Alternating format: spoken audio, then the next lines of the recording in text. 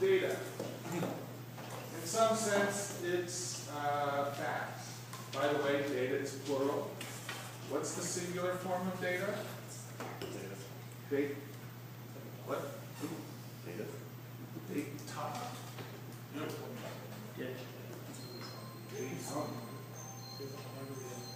Data are. Data is plural.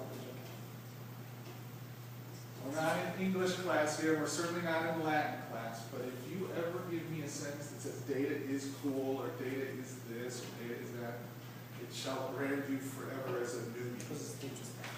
Data are. Anyway, what we're trying to do here is we're trying to take various forms of data, and we're trying to get knowledge out of it. Knowledge. There's some sort of transformation that takes just random data, facts, and turns it into information you can do something with. Information that is meaningful and is relevant. A lot of data you take in, you just hoover it up with all the other stuff that you can get on the web or from people. A lot of it doesn't matter. And in fact, when you're designing a database, you have to decide as much what am I going to ignore as what am I going to keep. For example, I never store a credit card number. I never store a credit card number. People pay for stuff, and I always buy that as a service. There are other companies where I can give a little snippet of code, and when you type in your credit card number, my database never sees that number. It gets handed over to a bank, a processing center, and then that center tells me, yeah, it's good. Yeah, they pay. I never want to store credit card numbers. I just don't. Why? Because sooner or later, I'm going to get hacked and someone's going to steal my data. If you own a store, sooner or later, you're going to get robbed. Goodness, I hope you never are, but you will be. And if you run a website, sooner or later, you'll get attacked. Well, you'll constantly be attacked. But sooner or later, somebody's going to win. And you're going to lose your data. It's bad enough that all of your customers' passwords get stolen. But geez, if their money gets stolen and it's your problem, you can get sued into oblivion. So, none of my database designs ever store credit cards. For that matter, I don't store a lot of demographic data. And the client and I are having this conversation whether I need to store somebody's race or not, whether I need to store even their zip code. Anything you store can get stolen, and when it's stolen, you can get sued. So the question you have to ask yourself is, do I really need to store that? It doesn't cost us anything, because it used to be we didn't store things because it was just expensive. It was disk space, you had to code it up.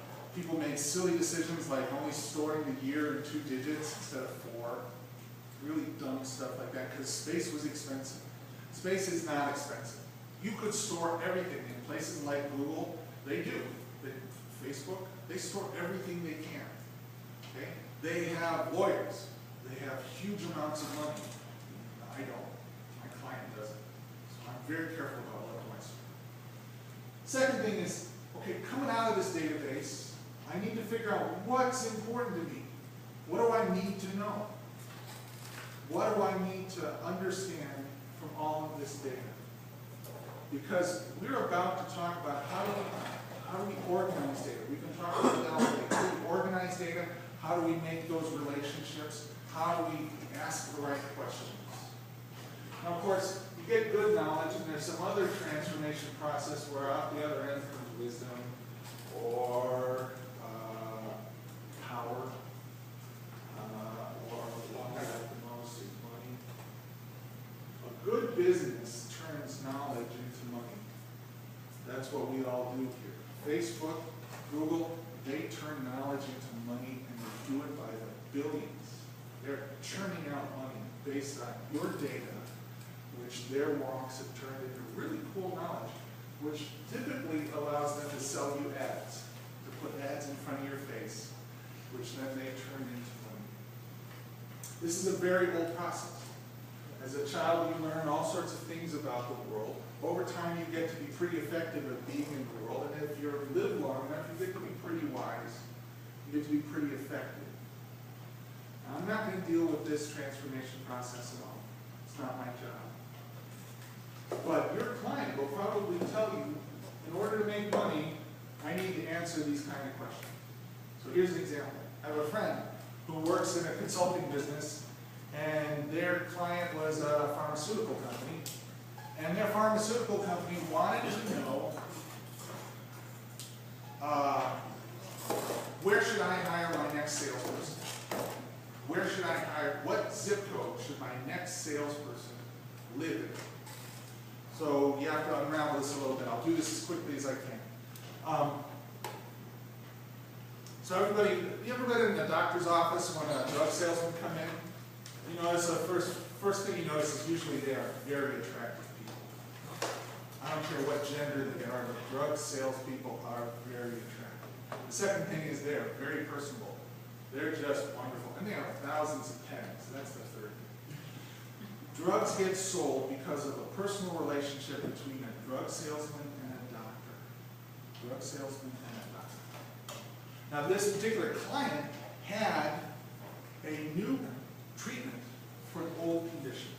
And I won't tell you what the condition was or how it is, it's all proprietary. But in any case, so they started to draw an entity relationship diagram. So, doctors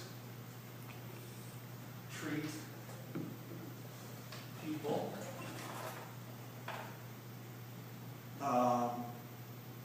Doctors use treatments. You know, if you have a particular condition,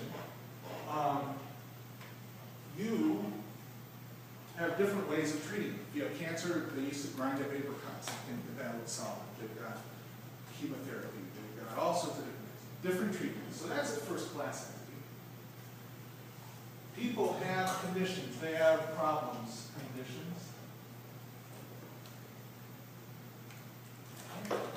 Some treatments are effective around these things. So here are our major entities. This drug company had a new treatment for an old condition. They're effectively selling to these people, but they have to sell through here. And the question really came down to what zip code? Because you've got that personal relationship. Yes, you reach doctors through the internet. Yes, you reach doctors through journals and things like that. But really, it's a local phenomenon. So it came down to finding out what the zip code was. Well, people all have zip codes. Doctors have zip codes. So they wanted to know which people are served by which doctors, that didn't come out, to do which treatments. So my friend developed all sorts of databases. Now what's interesting is you typically can't find out who's sick with what. That's kind of protected medical information. Those of you in health informatics know that I don't really want people knowing I have an incurable disease. That's not their business.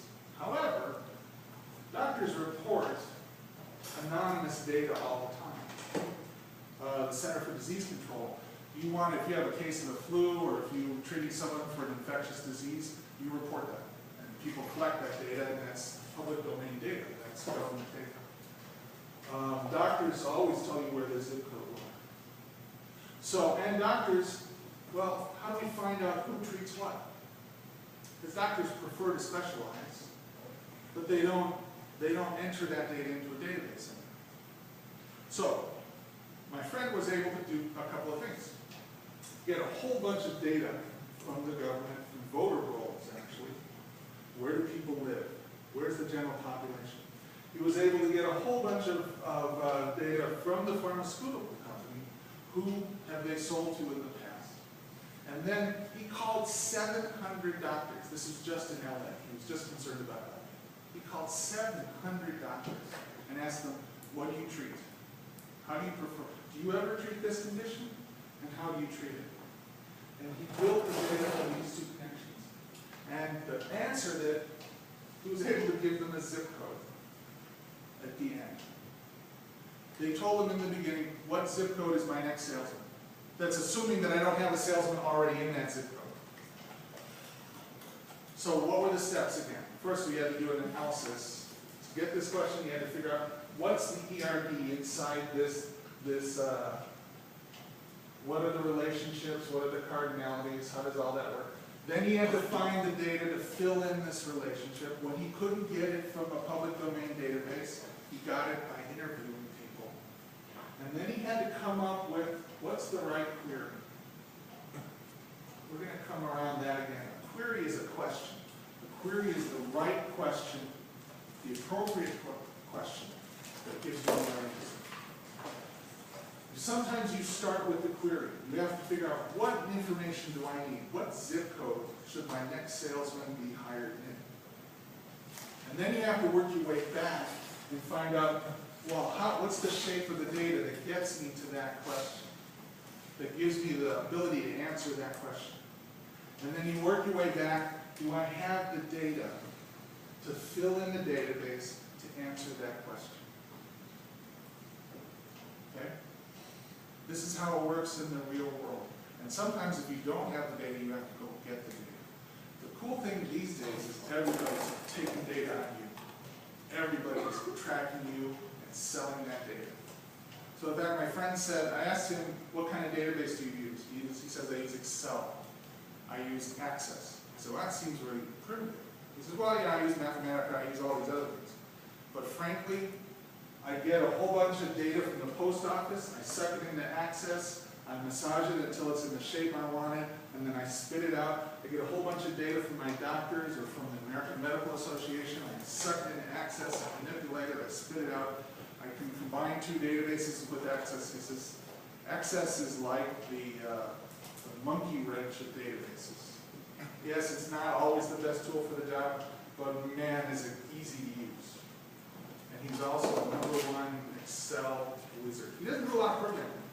He's just really good with these tools. So, that's your inspirational message of the day. The other thing I'd like to say on this topic is, I've done this work. I had to develop a schema. So let's talk about what a schema is. I had to develop a schema for Tektronix. They had 127 different databases for tracking change requests. Anyone know what a change request is? What's a change request? They're used to get satisfaction. Have you ever found a bug anywhere and reported it to somebody? This is wrong. Remember, some of you already know this, you can get points for reporting bugs here. I've noticed that some people are already submitting bugs into the discussion area. Pays off. Bug bounties are real. Anyway, they had 127 databases. And they knew kind of in a general sense, this is too many. We can't share data across these databases. They all had different schemas. They all had different entities. They all had different attributes. There was no commonality. So I couldn't run a query that said, across this whole company, what's the situation? I had to go in and ask each individual team. And then one day, the entire world came to an end. It stopped. The database engine failed, and the company stopped. You can't do software without a change request system. And they couldn't enter or see their change requests anymore. So all of their programming teams stopped. And that's when they hit 128 databases. So why is 128 a magic number? Anyone know? It's what, who? 120 bits. It's how many bits? There's 120 bits. No, it's 7 bits. 7 bits. It's 2 to the 7th power minus 1. They had an ancient database engine that stored the number of databases in a 7-bit number. And as soon as it rolled over, it crashed. And that's when I actually got funding. Because when a company stops working, even if you tell them, yeah, this is a good idea, we should do this someday, the company stops working, all of a sudden people understand what you're talking about. So we had to take 128 databases. Well, first of all, we had to throw one of them out. So we got them back online. Got 128 databases, 128 schemas, and we had to bring them down to one. And we did that. It took us 3 years. I got to give a talk at the IBM convention. It was a cool thing. But the important thing is I've spent a lot of time looking at schemas and comparing them one against another. And one of the things you do in your assignment today is come up with a schema. One schema for your project. So let's talk about what a schema is. Now I did as much interviewing as this other guy did. I interviewed every project manager. Of course, there were only 30 or 40 of them, so I didn't have as big a deal. And I got a lot of people telling me that, oh my goodness, you've got to have this in the schema. You've got to have this attribute. Geez, our business depends on having that attribute in the schema. And we dutifully wrote that down and we wrote up the business rules. Turns out they lie all the time. People lie. They lie all the time. And they're not evil. People tell you when you ask them, how does this work? They tell you how they wished it worked. They tell you how they hope it will work. They tell you how they think it works. And it rarely works the way we think it does. The world never works the way we think it does. So what we did along with talking to people is we took the data out of the database, the current machine, and we ran it through all sorts of data mining. Real simple scripts written in Perl, real simple. But we asked the data itself, how does this work? And that's in fact what you get to do. You have an Excel spreadsheet. You don't have this mythical person. You have a spreadsheet which you download and you take a look at. And you have to derive your business rules, your ERD, and your schema just from the data. It's always better when you can interview people. It's always better. It's always better because it fills in the gaps. It also helps you understand what the requirements are. People will tell you what they want. In this case, you don't have it. So you are in the same position I was, where the data itself will reveal unto you all of its secrets. Sometimes you have to look at huge data sets before you start to see the patterns.